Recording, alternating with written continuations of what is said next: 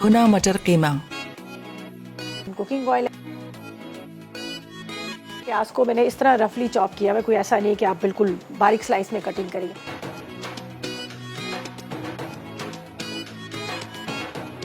पानी के अंदर थोड़े से मटरों को मैं बॉईल कर लूंगी, इसलिए कि फ्रीजर से निकाले हुए हैं।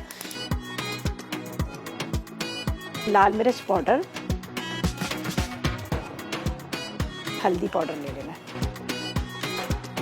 नमक, जीरा, पिसा हुआ धनिया, टमाटर, कीमा, अदरक लहसुन का पेस्ट।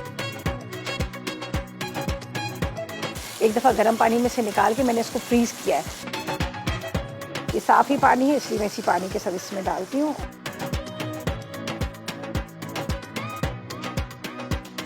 अब इसका काम ख़त्म है। ये देखिए बिल्कुल स्लो फ्लेम पे इसको रखा हुआ है। इसी के अंदर, पानी के अंदर ये मटर जो है, कीमा जो है, ये सारे रेडी होंगे।